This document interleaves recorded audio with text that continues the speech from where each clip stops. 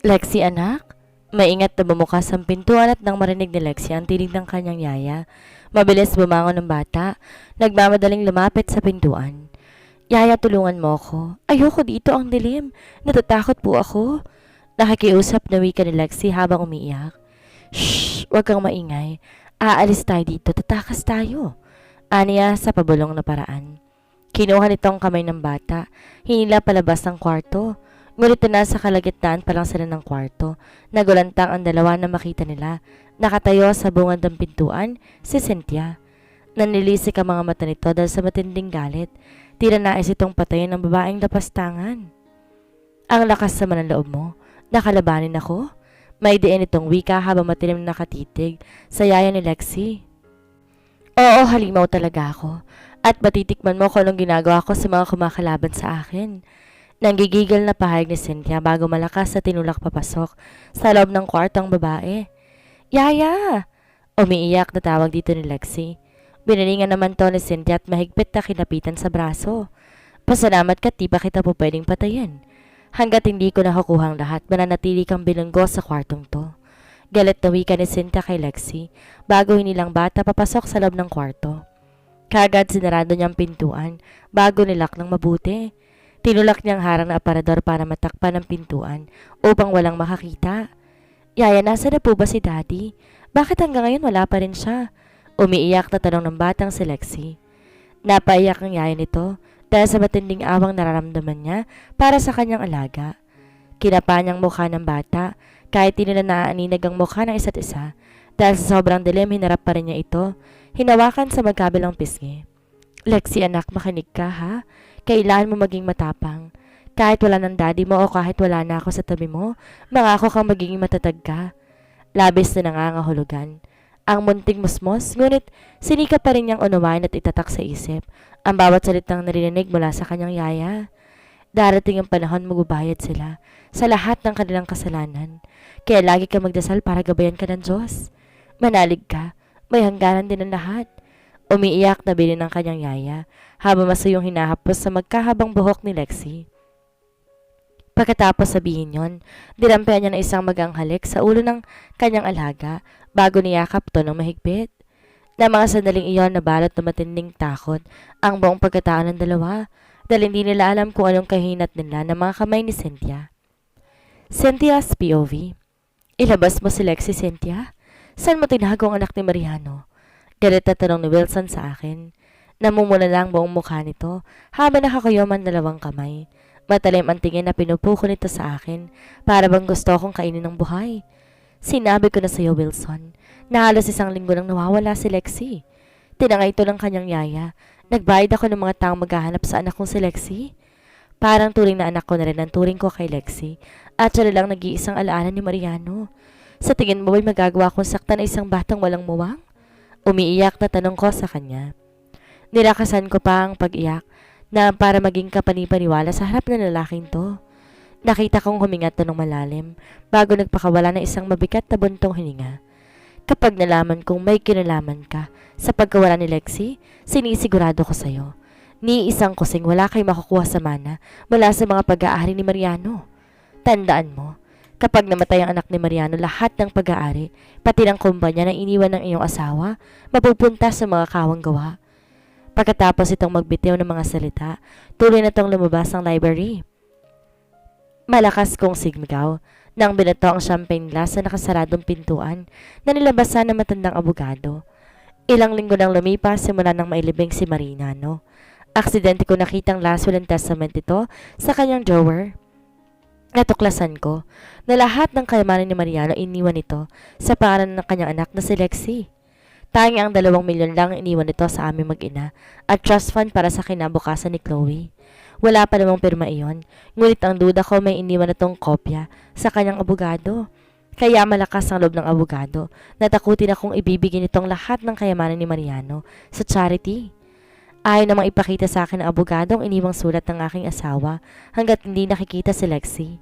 Hindi ako papayag na ang batang yun makikinabang sa lahat ng kayamanan na iwan ng aking asawa.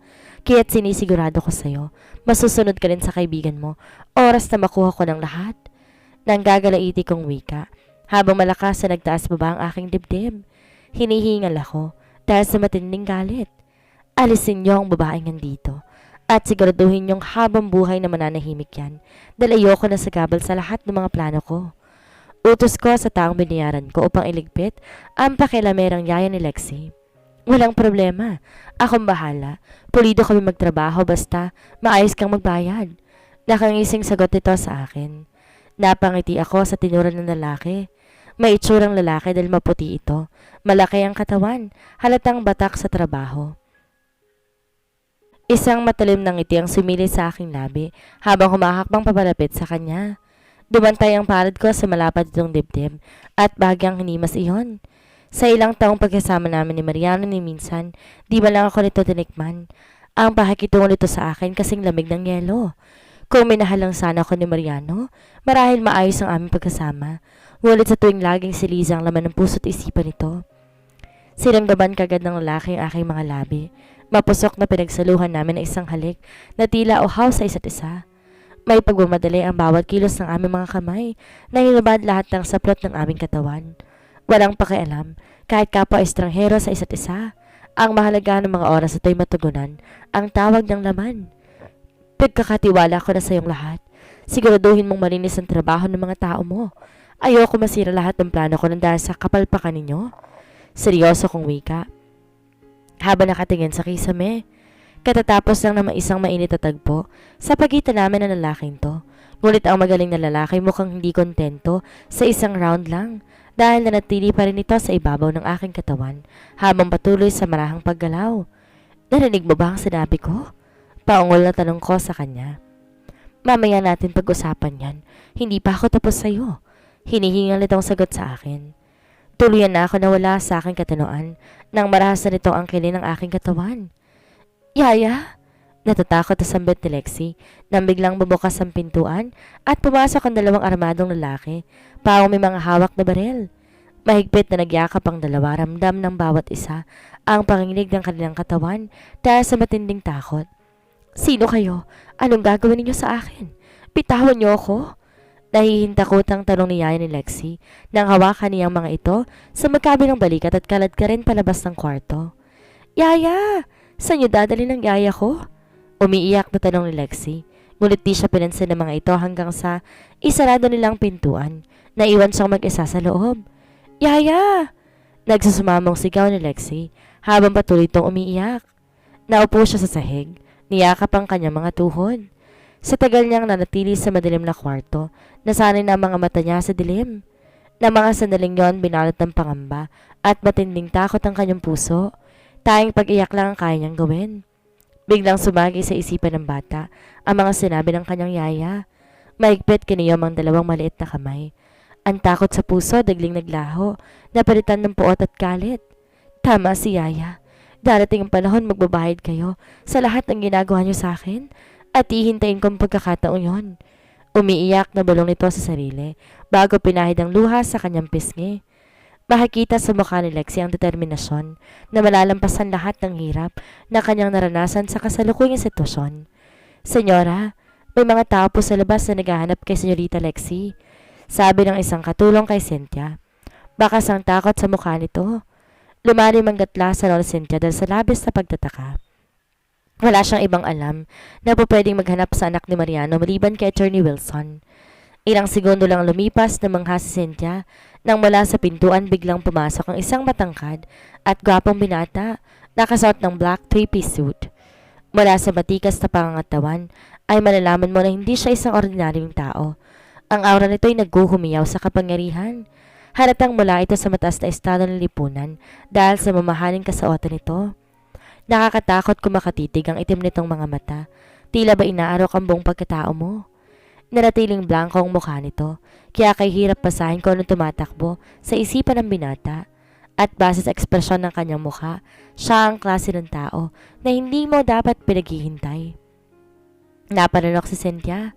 Hindi niya alam kung bakit bigla siya nakaramdam ng takot. Sa lalaking nakatayo ngayon sa kanyang harapan, bakit ba maraming nahuhumaling sa batang yon? At ano ang kaugnayan ng lalaking ito sa anak ni Mariano? Naguguluhang tanong ni Cynthia sa kanyang isipan habang tulala sa gwapong mukha ng binata. Liza's POV. Anong ibig sabihin nito? Sino kayo? Tanong na nagulat na babae dahil sa walang pahintulot na pagpasok sa loob ng tahanan nito. Sa tingin ko, nasa edad 40 pa lamang ang babae.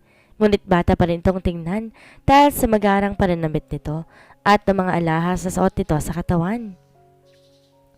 Sa loob ng 6 na buwang paghahanap ng aking mga tauhan kay Lexie, natunton din nila kung saan nakatirang ama nitong si Mariano Zimmerman. Nalaman ko rin na namatay sa isang aksidente ang ama ni Lexie. 1 linggo pa lang ang nakakalipas, kaya matinding pag-aalala ang nararamdaman ko para sa aking mumunting anghel. Di na ako nag-aksaya pa ng panahon. At kagad kong pinuntahan ang kinaroroonan ni Lexie. Nasaan si Lexie? Balik tanong ko sa kanya imbes sagutin ang tanong nito. Tayong kaseryosohan lang ang makikita ekspresyon sa mukha ko habang walang gana nakatingin sa ginang.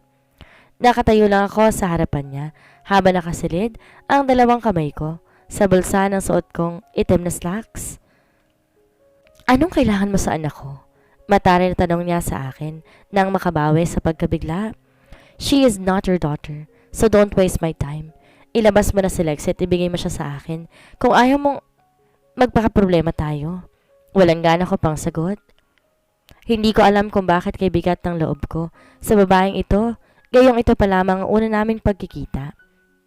Nagulat ako na bigla itong humagulhol ng iyak bago mo po sa sofa na parang tila isang kandila na unti-unti na nauupos. Tinakpan ng 2 palad nito ang kanyang mukha at to'y nagpatuloy na sa pag-iyak. 1 linggo nang nawawala si Lexie. Tinangay nito ang kanyang yaya noong mga panahong nagluluksa kami sa pagkamatay ng aking asawa. Maniwala ka sa akin. Hindi ko alam kung nasan si Lexie ngayon. Aniya habang umiiyak. Natigilan akong bigla sa mga narinig ko mula sa kanya at mahigpit kong naikayom ang aking kamay. Pakiramdam ko biglang bumigat ang aking dibdib. Sa lahat ng kasiyahan at pananabik na muling masilayan ng batang si Lexie, naghalong parang bula, napalitan to ng sakit at labis sa pag-aalala. Nagdududang tingin ang pinukol ko sa babae. Halughugin ninyo ang buong paligid. Mariin kong utos sa aking mga tauhan nang hindi inalis ang tingin sa mukha ng stepmother ni Lexie. Nagulat ito sa aking sinabi, ata, at bigla itong tumayo. Halata na hindi ito mapakali. Hindi niyo ba alam na bigla itong trespassing itong ginagawa ninyo? Idedemanda ko kayo. Galit itong wika. Tumaas ang sulok ng aking bibig. Go on! Sue me. Mariin ko sabi na hindi man lamang nababahala sa sinabi nito. Ilang minuto ang lumipas, bumalik ang 5 tauhan ko sa aking tabi. Young master, wala si Lexie sa paligid. Aniya ng aking tauhan. Dumilim ang aking mukha. Pakiramdam ko'y para akong bomba na sasabog anumang oras. James, hanapin yung babaeng yon. Dalhin sa akin. Huwag kayong titigil hanggat di nyo nakikita si Lexie. Maotoridad kong utos sa aking mga kamay. Mabilis itong yumukod, sumagod ng masusunod. Young master? Baka sa matinding gulat sa mukha ng babae. Marahil ngayon pa lang ako nito nakilala dahil bahagyang umawang ang bibig nito. Hindi ko na ito pinag-aksihan pa ng panahon at kagad ko na itong tinalikuran. Mabigat ang loob ko, pumihit paharap sa pintuan. Ngunit napagtataka lang kung bakit kay bigat ang aking mga paa at hindi ako nito may hakbang. Napalingon ako sa puno ng hagdan nang maramdaman ko ang presensya ng isang bata. Ngunit nadismaya lamang ako na makita ko ang isang batang babae na halos kaidaran lang ni Lexie.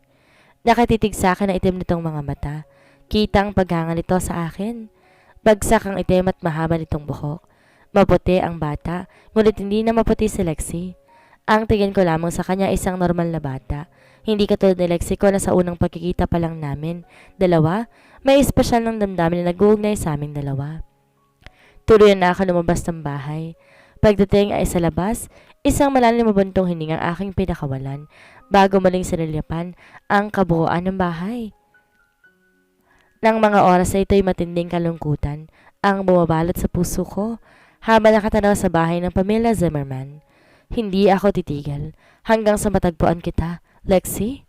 Ani sa aking isipan at di ko namamalayan ang pagpatak ng isang luha sa gilid ng aking mata. Hindi lingid sa kaalaman ni Cedric na kanina pa nakatitig si Lexie sa exhaust fan dahil tayong doon lang siya nakakakita ng liwanag. Wala sa loob na napaluha ang batang si Lexie dahil ng mga sandaling iyon iniisip niya si Mr. Cedric habang tahimik na umiiyak. Kapag nakalabas ako dito, hahanapin kita, mister. Baka bawiin sa iyong kwenta sa singsing ni mommy.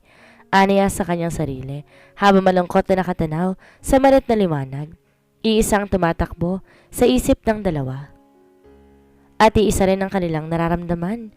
Ngunit wala silang kaalam-alam na tanging pader lamang ang kanilang pagitan. Sa huling sulyap ni Cedric sa tahanan ng mga Zimmerman, isang pangako ang kanyang binitawan. Kahit lumipas man ng maraming taon. Hindi ako susuko sa paghanap sa iyo, Lexico. Iniinto lang ako kapag bumalik na ikaw sa aking mga bisig. Aniya sa isipan bago tuloy ang sumakay sa sasakyan. Mommy, sinong lalaking yon? Tanong ni Chloe sa ina.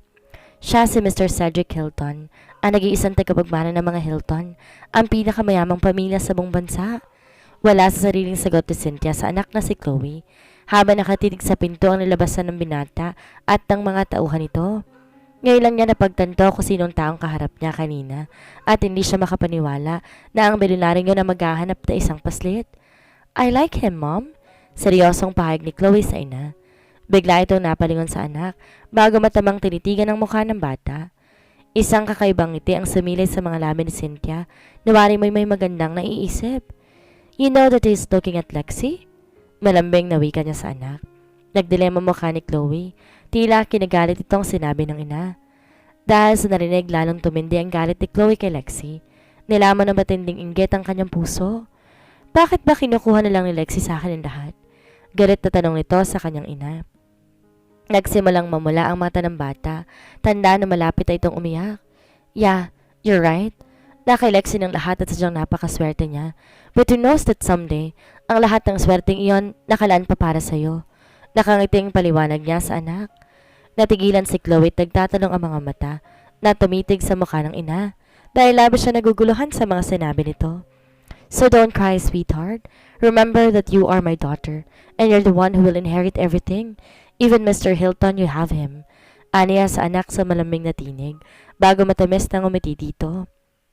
Biglang sumili ang isang magandang ngiti sa munting labi ng batang si Chloe. Makikitang labis sa katuwaan sa inosenteng mukha nito. Nagsumiksik si Lexie nang biglang bumukas ang pintuan. Nilawa ang kanyang stepmother. Tayong tulog na mataas at takong narinig sa buong kwarto habang tahimik na nakamasid lang si Lexie sa ina-inahan.